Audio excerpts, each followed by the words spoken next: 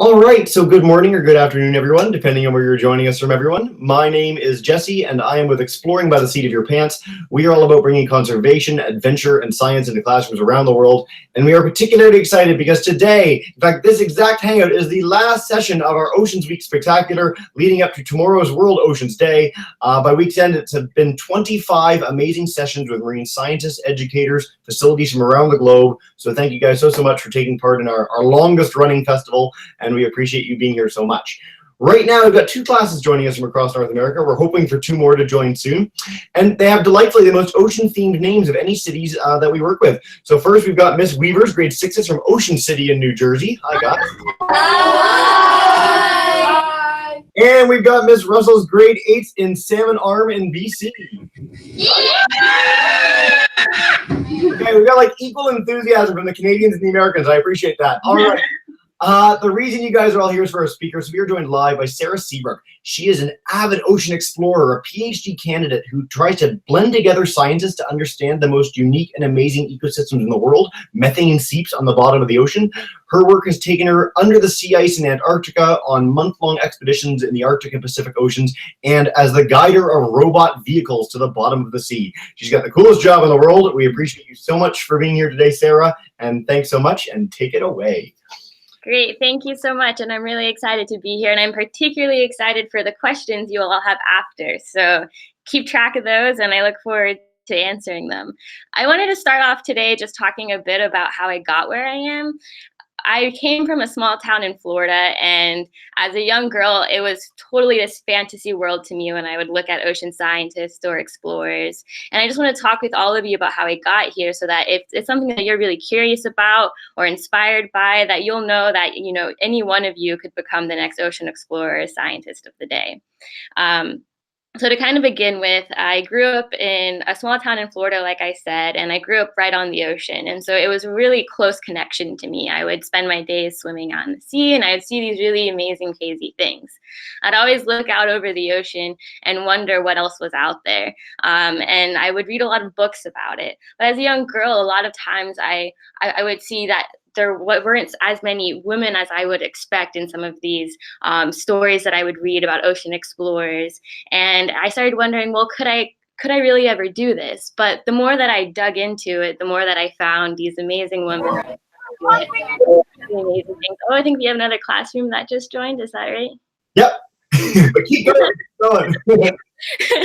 And so I find these really amazing women who had gone to space, who had solved these great questions of how life exists on our planet, who had gone deep down thousands of meters below the ocean, and I got really motivated by this. And so I went to college. I did my undergraduate down in South Florida, and I wasn't quite sure what I wanted to do when I got there. I was just really curious about the world around us. I was really curious about the oceans, and I tried to find a place for myself within that. And so I did a lot of internships. I did a lot of research experiences in different labs, and I talked with a lot of other scientists and professors. And you'd be surprised when you reach out to these people that they really want to just talk with you about how they got where they are and help you get there, because as Jesse said, it really is an amazing job to be working in this field, and the more people that can come and work in this field, the better. So during my undergraduate, I did all these different experiences, and I finally settled with, okay, I really want to study the ocean. I want to be an ocean scientist. And so I started applying for scholarships to be able to travel places and explore the oceans and conduct science underwater. And I got a few scholarships that allowed me to travel outside of the United States for the first time. My first trip was to study coral reefs in Indonesia. And then after that, I went and worked in American Samoa to expand my studies of coral reefs. When I was finishing up my undergraduate, I really just wanted to keep going. I was so enthusiastic about the oceans, and I knew that the next step for me was graduate school. So I applied to be a PhD student, which is where I am now at Oregon State University in Corvallis, Oregon. And I moved across the US and got a position here, started working on many different things and found myself moving deeper down in the ocean than I had expected. And it's been truly, truly incredible taking these voyages out on the ocean and sending down robots to depths that the sun doesn't reach, that people have never seen with their eyes. We move around with these robots and submersibles, and we're the first people to look at these habitats, the first to see what they look like, to see what's living there. And it's truly, truly incredible. And in addition to that, I've gotten to go to scuba dive under the ice of Antarctica and work up in the Arctic. And I've also gotten to spend some time in tropical waters doing some research, again, on coral reefs, this time in French Polynesia. And through all of these experiences, we've been making really amazing scientific discoveries, understanding new ways in which animals can eat, finding out that not all animals are tied to food that's coming from the sun, but some can eat food that's coming from chemicals that come out of the seafloor, to understanding that the ocean warming that's associated with climate change is having these big impacts on ocean's ecosystems, from melting sea ice in Antarctica to coral bleaching in French Polynesia. And these are two things that I really want to focus on today, to just share with you these amazing experiences that I've had in these places, but also these lessons that I've learned about how the Earth is interacting with the changing climate and how these animals are responding to that. So how are these animal communities being impacted by the warming in the oceans that is occurring right now? And what can we do about that? One big thing we can do about that is research these ecosystems, is becoming ocean scientists and working to understand what's happening and what that means. And so that's each and every one of you, as you move forward in your learning, really recognizing that you hold the key to really figuring out what's happening in this world and what we can do to help these ecosystems continue being healthy and beautiful. So I'm going to start sharing my screen now, and I'm going to take you through down to the, if we can, is that working? That's perfect. Perfect. So I'm going to take you first down to Antarctica. So starting from Oregon, we flew to Christchurch, New Zealand, and then we got on a plane and flew to Antarctica. And that's right, we flew there on a plane to McMurdo Station, on a big military plane where you strap yourself in cargo seating and have all of your gear on, ready to get onto the ice and explore Antarctica. In my work here, as I mentioned, we are diving beneath the ice of McMurdo Sound, and that's a pretty tricky thing to do because the ice is really thick. So the ice can be about, it's about 20 feet thick a lot of the times, which is around, let's think. 6 meters. Yes, thank you. Perfect. And so to get down there, we have to drill holes. So here you can see a video of us making one of the holes that we're about to jump in to go and explore the ocean under it. So what you're looking at right now, this is sea ice. It's about 6 meters or 20 feet of sea ice. And below that is this huge ocean ecosystem. And you can see the water coming up and spilling out. And we continue making this hole. And once that hole is made, then we can dive beneath it. And so here you see a diver beneath one of those holes, and you can see the ladder that we use to climb up. You can see the line that has flags on it, and it also has these lights that blink so that we can find our way back to the hole to come back up out once we're done diving. And in this work here, we've been really able to see some amazing sights that to me were just totally out of this world. I just kept thinking about, other planetary bodies out there, such as Europa, the moon of Jupiter, and these other icy bodies. And so you can see here another diver moving down under the sea ice. You can see these huge ice chandeliers on the surface of the ice below. And you can also see that there's a lot of anchor ice coming off of the seafloor there. And we can carve our way around through these cave-like systems, trying to understand how the animals in this habitat are living, what they feed on, how they interact. And you can see this diver here has a ton of gear with him that we use to sample these habitats.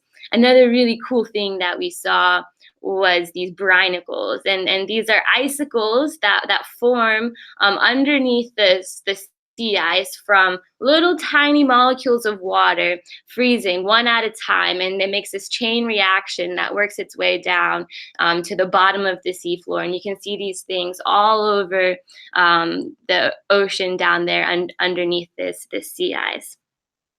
And these dive holes that we make to enter into these ecosystems ourselves, other animals also use. So this here is a Weddell seal, and right now it's breathing through one of our dive holes.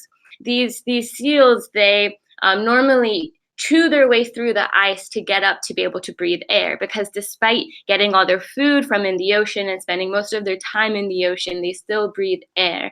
And so they use our holes as a way to get easy access to air. And you can see him now leaving, making room for us to come up and finish our dive as it dives back down into the depths of the ocean. And all of these beautiful sights were truly amazing to see and really inspired me on just the crazy ways that life lives and the crazy things that exist in our oceans across the world. But it also made me very aware about the impacts of ocean warming. And one of those, as you all have probably seen on the news or read about online, is the ice melting. And so here we can see some ice in Antarctica that's been melting and breaking off into the ocean. And this can mean a lot of things for the ecosystems in Antarctica. And this is because these animals are used to living down underneath these layers of sea ice, pretty protected from sunlight, and also with a very unique food system. So the way that they feed is a lot different than how animals feed in shallow, warm ecosystems that surround many of our coastlines. They use a lot more of bacteria, other little tiny microbes that are within the sediment down in the ocean to feed on. They can go a long time without eating. They have these really unique dynamics, and that's going to change potentially if the ice keeps melting, so that we have less cover of sea ice over these areas. In addition to that, this ice that's melting holds a lot of chemicals and other things that have been locked inside of it for a really long time. And some of that can come out of the seafloor. And when that comes out of the seafloor, sometimes it can provide food for these animals. So what you see here in this picture is what's called a benthic chamber. So it's and it's this plastic thing that says ABC on it, and it creates kind of this isolated experimental area where we can trap all of the chemicals that are coming out of this area of the sediment and figure out exactly what's coming out and what's using them. So we leave these down there for 24 hours. We go back and we sample them. And with this, we're able to find out that methane, which is a chemical that is contributing to climate change impacts through warming, and also has been shown to be able to be used as a food source for some animals, is coming out of the seafloor. And all of these white specks that you see on the seafloor here are little bacteria that are eating this methane coming out. And so this was a really interesting discovery for us, and really reshaped how we started thinking about, okay, so we know that these animals are feeding in this one way, but are there other ways that they can feed? And as the ocean continues warming, as climate change impacts intensify, do these animals perhaps have another food source that they can use throughout these times of change?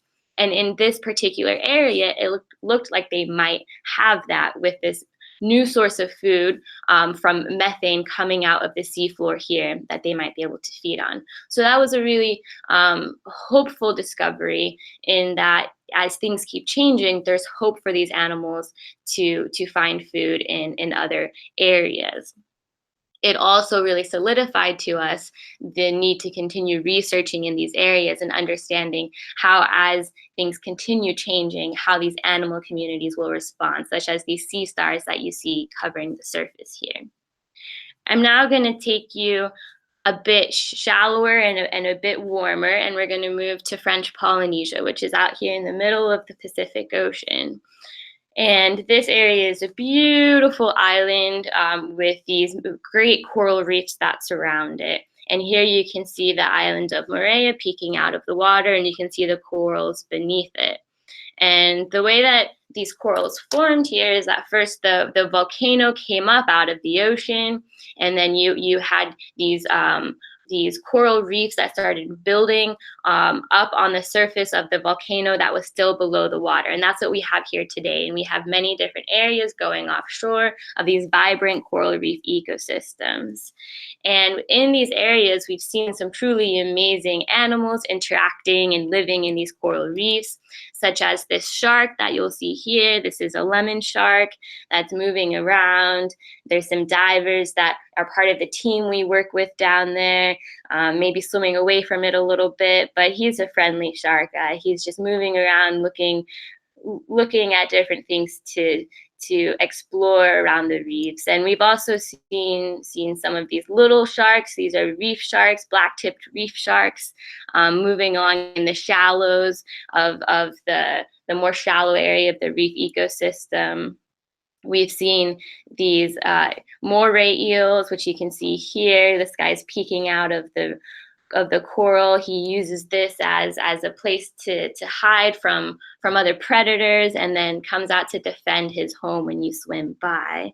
And in this area, we've done a lot of research to really try and understand how the corals here are responding to changes that are happening in the ocean. And so here you see a lot of our team working. One of them, the orange thing that she's holding, she's reeling up a transect. We can move along this transect and investigate the corals that surround it, and do a lot of different experiments on all of these reefs.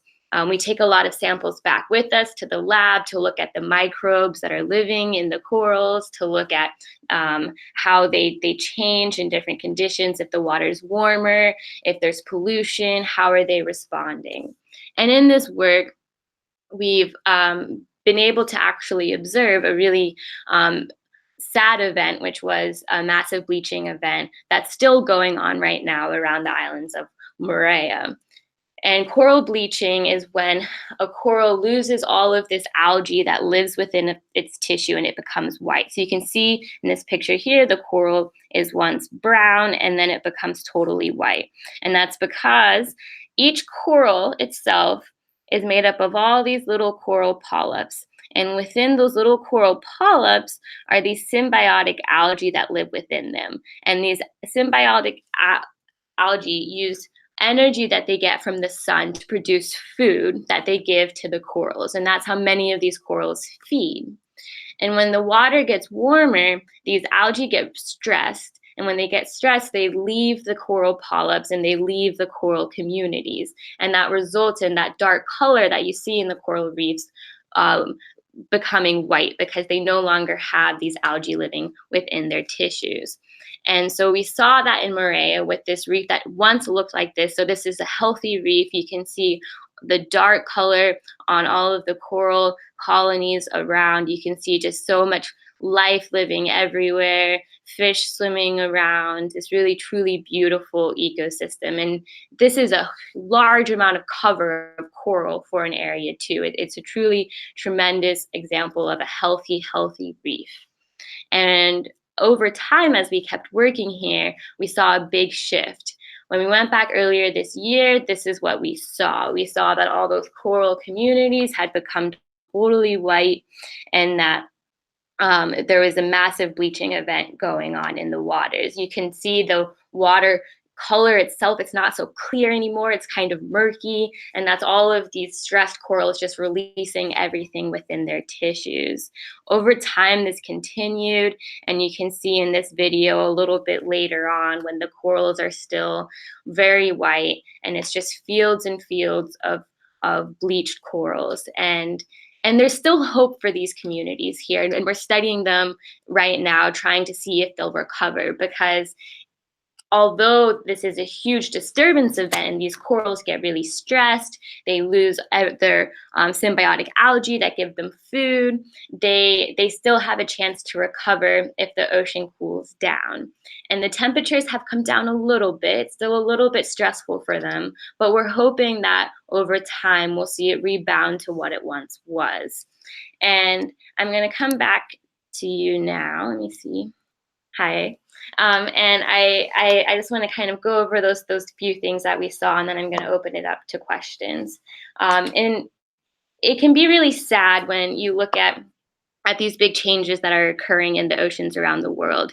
And when we think about why they're happening, a lot of it is, as I've been saying, from this ocean warming associated with climate change. And this climate change is happening because of gas that's being emitted from us driving cars, heating our houses, powering our computers, and other products that we've been using, non-renewable resources that we've been using from the earth.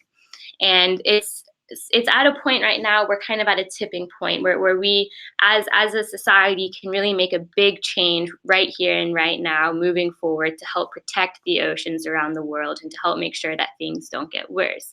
That involves making good decisions about what you buy at the store, about maybe take a bike in somewhere with your family instead of driving, small things like this. But also a lot of it is people, kids like you, becoming really excited and interested in the oceans and wanting to study them when you grow up, and wanting to go on to become an ocean scientist, or to become a geologist, or to become any explorer of the earth, to try and figure out what's happening and what we can do to fix it. Because as we continue moving forward, a lot of these communities might adapt. A lot of these communities might have ways that they can respond and stay healthy. And we'll know that soon. And people like you can help us make those big discoveries and figure out what the world's going to do as things shift a little bit, and what we can do as humans to help prevent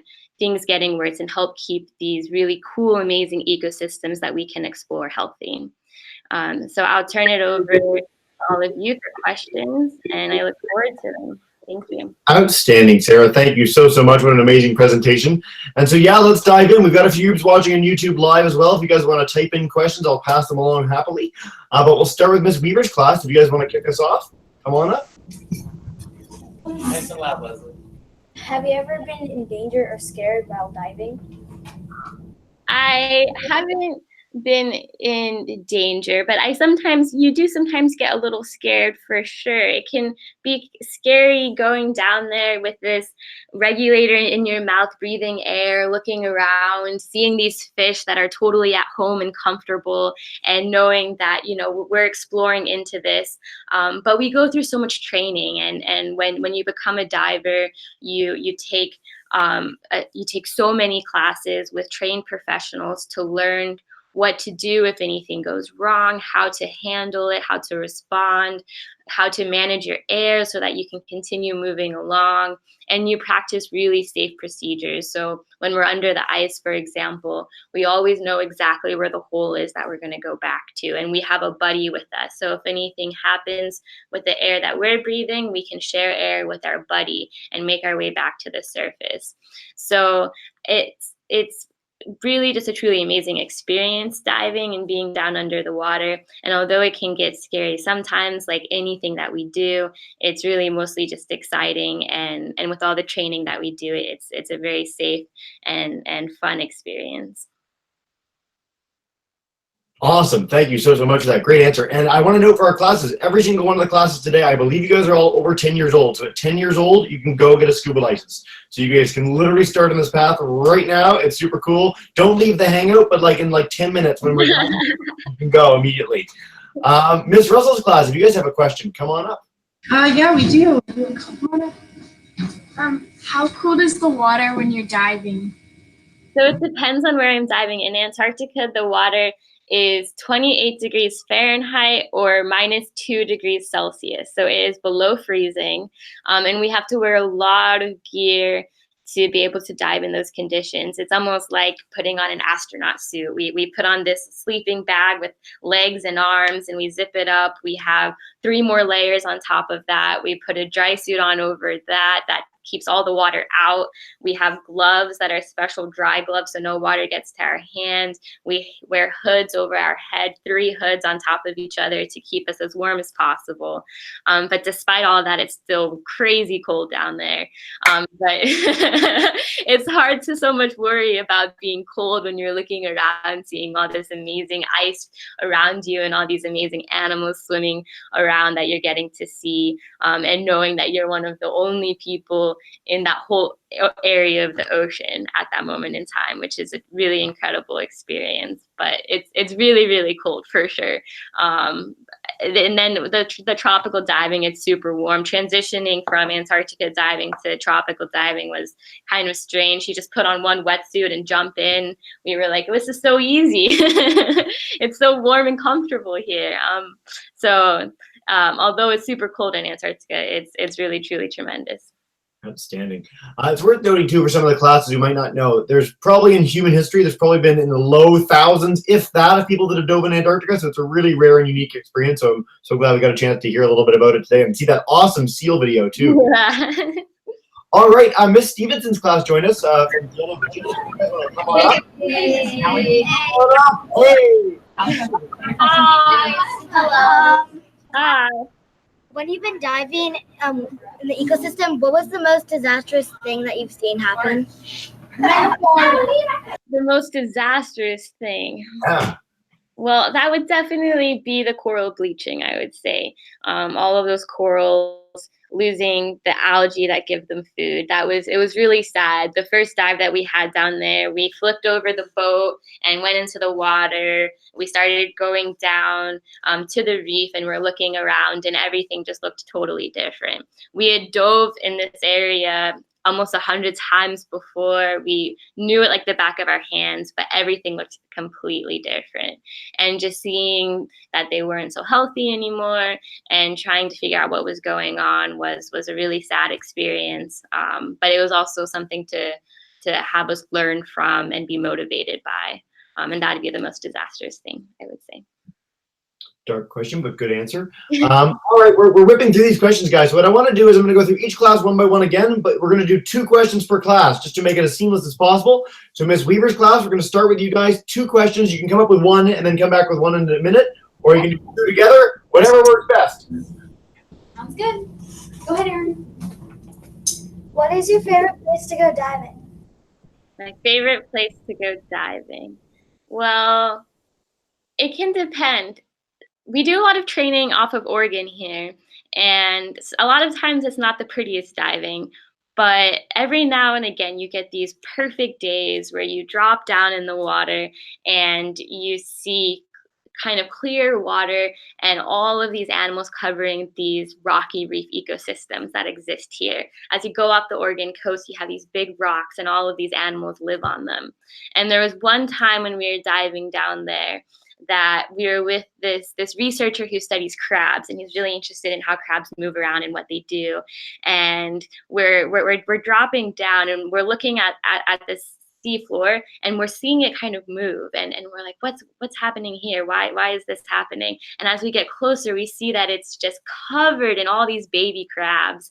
And the researcher that we're with who studies crabs is so excited about this. He screams through his regulator with excitement. And it's just one of the most it's probably one of my favorite dives I've ever had, just because to see that raw enthusiasm and to see just so many of these different animals covering the seafloor and making it move. So even though it's just right off the coast here, it's really amazing. And for all of you, you know, like Jesse was saying, if you can get your dive certification, any place you can go, you can find these really amazing things beneath the surface of the water. Super cool. All right, we'll go back to Ms. Weaver for a second question. We'll head on down the line. How do you operate the remote operated vehicles? That's a great question. So the remote operated vehicles on the ship, we have this room that we all go into, and you have little joysticks. So it's kind of like playing a video game. So for any of you who have little video games that you play at home, you have these two joysticks, and one of them moves the vehicle forward, backward, side to side, and the other one operates arms that the ROV has. And so that big joystick that you can operate the arms with, you can actually come next to it with your own arm, and it has a wrist, it has an elbow, and it has a shoulder, and then it has little finger pads up here. And so you can move it with the same movement that you can move your arm with, and you can pick up rocks, you can sample animals, you can take little cores of sediment like what you saw in that picture of the core within the sediment. You can do all these different things, and you use cameras that are on the vehicle to move around and figure out where you're going and continue making these great discoveries down in the ocean. Best video game ever. Yeah. All right. Let's go back to Miss Russell's class where the guys have some awesome dance moves. If you guys want to go for it. Okay, Trayden, what's your question? How long does it take the coral to get their algae back? That's a really good question. That depends on the situation. It depends on how warm the water got. It depends on how long the water was really warm. But most of the time, you can see a recovery. You can see it get its algae back in about a month.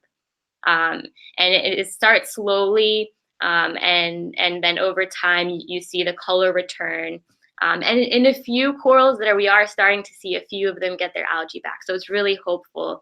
And hopefully as time continues, by the end of this month, maybe we'll see some more algae in the corals. Super cool. And as we go back to Miss Russell's class, I don't know whether you guys just like your projector broke and you need to be in the camera, or you just all wanted to be in the frame together, but I love that it's like a standing room only class. If you have a second question, go for it. Has anything ever went wrong with your equipment? Well done.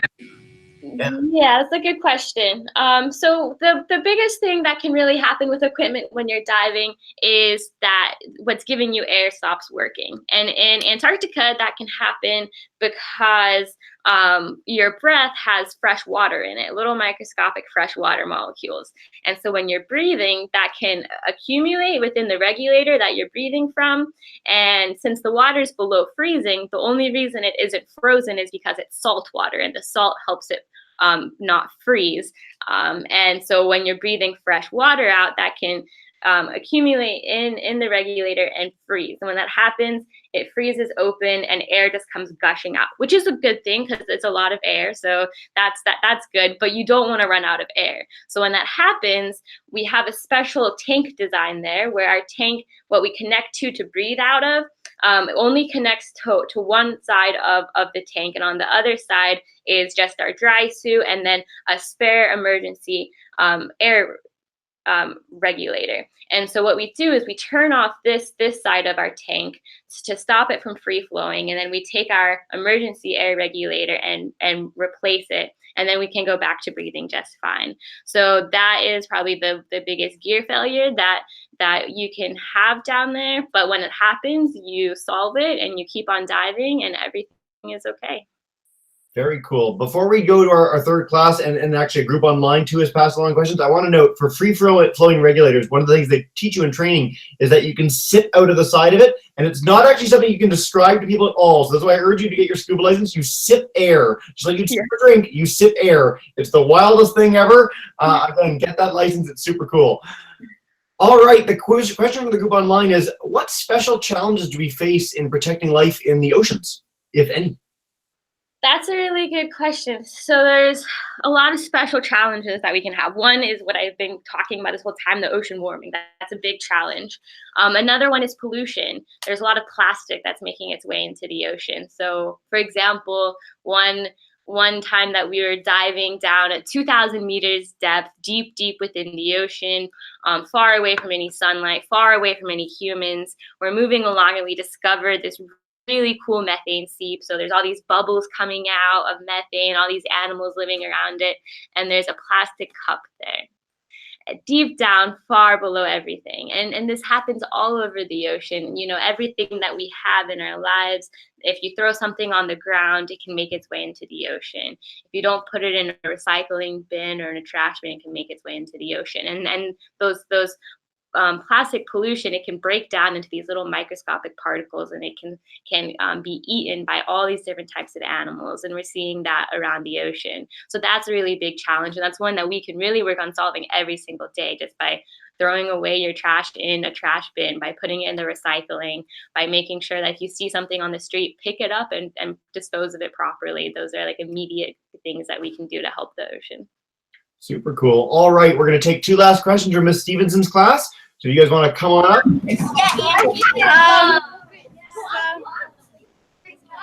Yep, you're good. Have you ever found anything that's like unknown?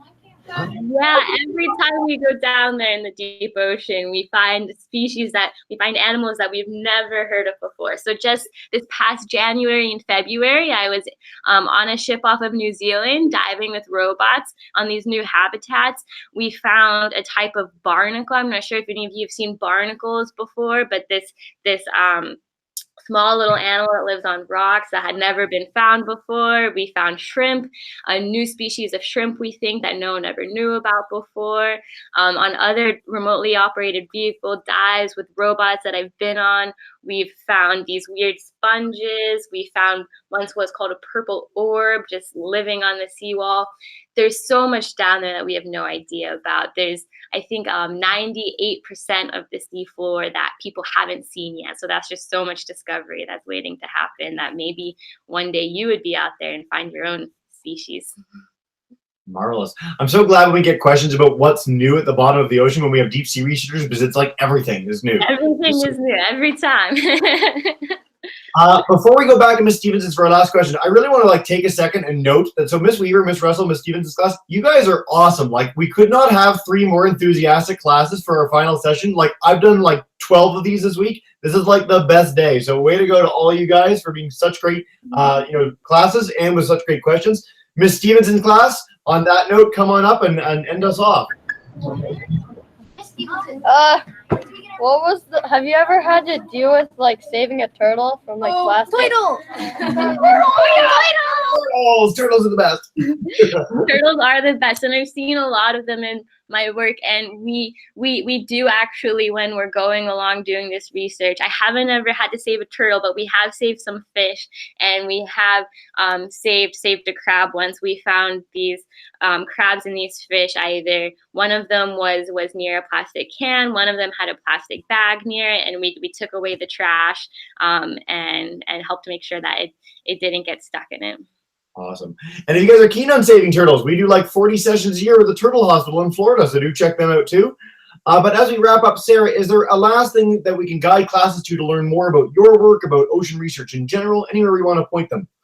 So I would say there's a lot of really amazing documentaries out there that you can watch, from just Planet Earth to Saving Atlantis to Chasing Corals. That's a really good one that's out right now. You can watch. And just reading. When I was a kid, I would just get books and books and books about the ocean, such as The Soul of an Octopus. That's a really awesome one that you can learn a lot about octopus and studying the ocean in. And so that's a really good place to start, I think. And then just going, and I have a website, for example. A lot of other scientists have websites. You can go there and read about what they've done, and then maybe even email them talk to your parents and see if you can work with them to send an email and just ask them a question, and they might respond and give you some guidance on what you can do to get involved. Outstanding. You mentioned documentaries. I really want to highlight Blue Planet 2 in particular. It's probably the best single documentary on ocean research and education ever made.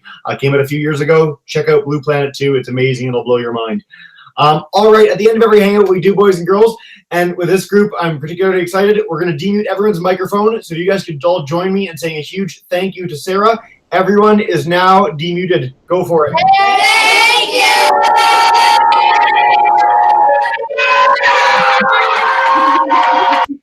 It's so much better than a science conference. Awesome, guys. Thank you so much for a spectacular last Hangout to End Oceans Week. We have a few more Hangouts next week, but mainly we look forward to seeing you guys again in September when we ramp up in earnest. In the meantime, if you want to join us next week for our last sessions, please do, online, in person, whatever. And just have a wonderful rest of your summer, guys. Sarah, thank you so much for joining us. Thank you all so much, and thanks for being so excited. That was awesome.